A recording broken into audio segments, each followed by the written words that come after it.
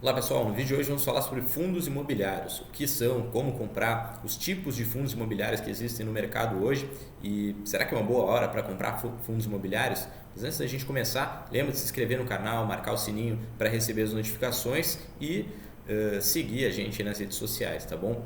Vamos ao vídeo.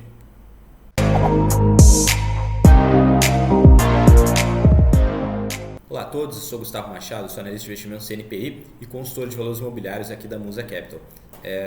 Então, como eu falei, o assunto de hoje são os FIIs, os fundos imobiliários. Né? Então, basicamente, o que é um fundo imobiliário? Né? Ele é um conjunto, né? Ele é como se fosse um condomínio de pessoas que se reúnem para investir seus recursos, né?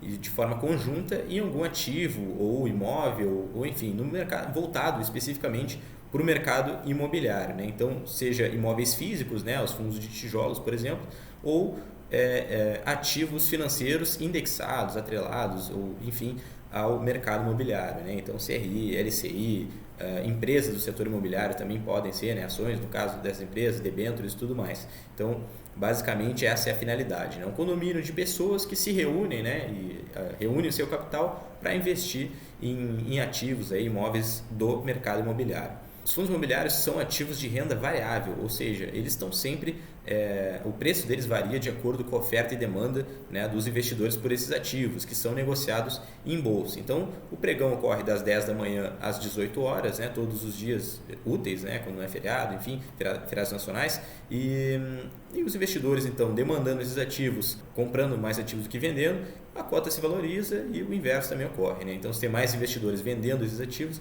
a cota se desvaloriza, então, a todo minuto, a todo segundo, né? Enquanto estão ocorrendo negociações. Então, geralmente, esses fundos imobiliários têm o final 11 da bolsa, né? Então, enfim, a gente pode dar vários exemplos aí.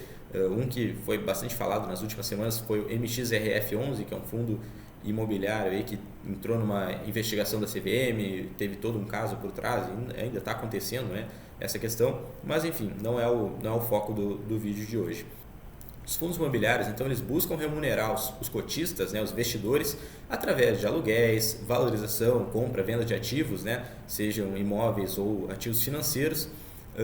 Então, tudo que ocorrer de amortização, de juros, de valorização, né, de imóveis e tudo mais, o fundo imobiliário procura remunerar o cotista na forma de dividendo. Né? Então, esses dividendos são isentos de imposto de renda e deve continuar assim por mais tempo. Né? Então, no ano passado também ocorreu uma certa discussão a respeito da isenção do imposto de renda sobre os dividendos, mas até o momento, então, eles ainda são isentos. Né? Então, é uma ótima ferramenta aí para o investidor ter renda passiva, né, e aumentando aí, os seus aportes em fundos imobiliários através da compra de cotas com o próprio dividendo que está recebendo aí da sua carteira de fundos imobiliários. Né? Então, quais são os tipos de fundos que existem? Então, fundos de shoppings. Então, são fundos voltados para construção e administração de shoppings, basicamente. Né? Então, aluguel de lojas, aluguel de espaços de praça de alimentação, de brinquedos e toda essa questão. Né?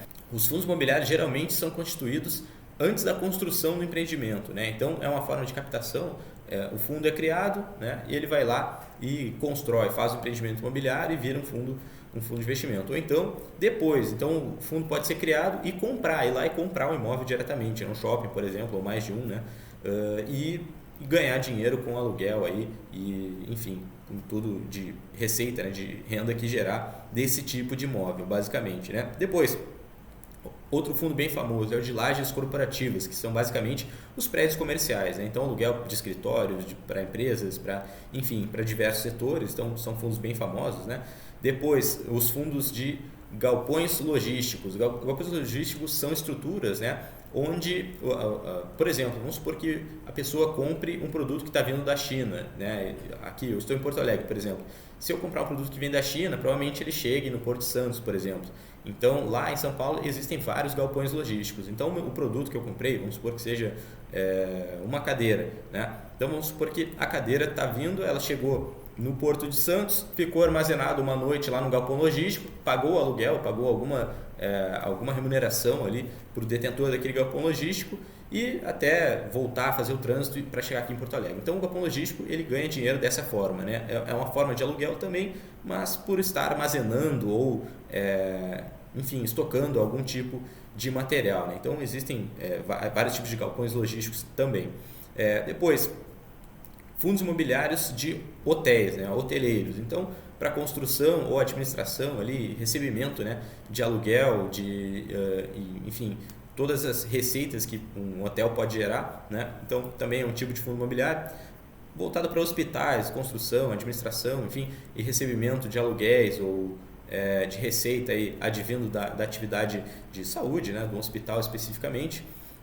De agências bancárias, também um fundo imobiliário que é bem importante, né? Porque considerando que nós temos, principalmente os grandes bancos, né? Possuem várias agências e muitas dessas agências são alugadas, na verdade a maioria delas são fundos voltados para construção ou que ficam ali, que são detentoras, né? Desses imóveis voltados aí para as agências bancárias. É um setor meio duvidoso, né? Considerando aí que a digitalização do setor bancário, então a gente deve ver, já viu, né? A diminuição do número de agências, é um fundo que tem que ter um certo pé atrás para a gente para não ter problema futuro, né?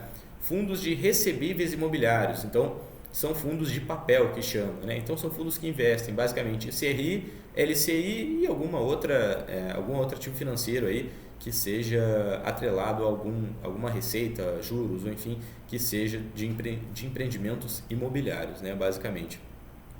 Os fundos de papel também podem conter, inclusive, ações de empresas do ramo imobiliário, né? Então, construtoras, incorporadoras, esse tipo de empresas, né? Que também estão constando lá num fundo de papel. Fundos híbridos, né? Que são os fundos que podem ter tanto imóveis físicos, né? Como eu falei ali, todos aqueles outros tipos de imóveis, né? De shoppings, hotéis, hospitais, galpões logísticos, enfim, lajes corporativos, e também papéis, né? Então CRI, LCI, enfim, outros tipos de ativos, aí, além de debêntures e até ações também de empresas e construtoras, incorporadoras, né? Então, o fundo híbrido ele pode ter tanto ativos físicos, né? Ou seja, imóveis, quanto ativos financeiros, basicamente. E depois, por último, os fundos de fundos, né? O FOF, que é chamado na indústria aí. Então, o FOF é um fundo que investe em outros fundos de investimentos, né? Então ele é um fundo de cotas, né? Então é um fundo imobiliário que investe em outros fundos imobiliários. Existem vários no mercado. É bem interessante para o investidor iniciante que não tem o conhecimento necessário para analisar um fundo a fundo, né? Analisar um fundo da melhor forma possível. Então ele consegue comprar uma carteira de fundos imobiliários através de um FOF, basicamente. E como investir então nos fundos imobiliários? Como eu falei, eles são negociados em bolsa, então basta o investidor procurar aí o ticker, né, do fundo imobiliário. Então, por exemplo, tem um fundo de fundos que é bem famoso, que é o BCFF11. Então, é um fundo bem utilizado, né? Lembrando que isso aqui não é uma recomendação de investimento, é só um exemplo, né? Então, o investidor vai ter que criar uma conta numa corretora, se já tiver melhor, né? Então, vai abrir o home broker, vai procurar o ticker ali do fundo, enfim, tem vários fundos aí no mercado, né? Procurar o fundo e emitir uma ordem de compra sobre esse fundo e, passando a ser detentor, vai ter os direitos ali, né? Sobre a receita, a renda ali que esse fundo vier a gerar, vai receber seu dividendo todos os meses ali na conta, né? Lógico, a depender do fundo, se vai pagar, se não vai pagar dividendos é outra questão, mas a cota dá o direito ao investidor de receber essa renda aí advinda da atividade imobiliária, né? E será que é um bom investimento? Vale a pena? Tem carteira? E agora seria o momento de comprar fundos imobiliários? Então, tudo depende, né? Tem que entender que é um investimento de longo prazo, porque ele varia muito, né? É um investimento que tem uma alta liquidez, porque os fundos são negociados aí na mesma hora e o dinheiro, o recurso, né? Ele é movimentado em 2 dias. Então, é muito bom em termos de diversificação de carteira, né? Diversificação em setores, né? Então, o investidor consegue se expor ao mercado imobiliário de uma forma muito fácil. Então, pensando que um prédio comercial custa milhões, né? O investidor consegue comprar, né, um prédio, de certa forma, um imóvel com bem menos recursos, né? O preço de uma cota ali. As cotas de fundos imobiliários geralmente giram em torno de 80, 100 reais, 110, enfim, varia muito do fundo, né? Mas acredito que a maioria estejam nessa margem. Então, com o investimento inicial aí de 100 reais, por exemplo, o investidor consegue ter uma parcela de um imóvel, né? E receber dividendos sobre isso, né? Então, o principal objetivo de quem tem fundos imobiliários em carteira, além da exposição no mercado imobiliário, é ter uma renda passiva, né? Receber os dividendos que são isentos de imposto de renda. E lembrando que sempre tem que estar adequado ao perfil do investidor, né? A pessoa o profissional que vai recomendar ou a própria pessoa, né, tem que ver se está de acordo com o seu objetivo. Então, por exemplo, um recurso para reserva de emergência, para um objetivo de curto prazo, não pode ser alocado num fundo imobiliário, né? Tem que ser alocado em ativo de renda fixa, né, um fundo DI, por exemplo. Então, existem essas adequações que o profissional de investimento tem que fazer e o próprio investidor tem que entender antes de investir nesse fundo, nos fundos imobiliários, porque eles apresentam um grande risco aí, né, por conta da variação e marcação, enfim, do preço das cotas em bolsa. Tá certo, pessoal? Então, esse era o assunto de hoje. Lembre-se de acessar o nosso site, acessar as nossas redes sociais e se tiver alguma dúvida pode comentar aqui embaixo que a gente vai responder, tá bom? Até a próxima!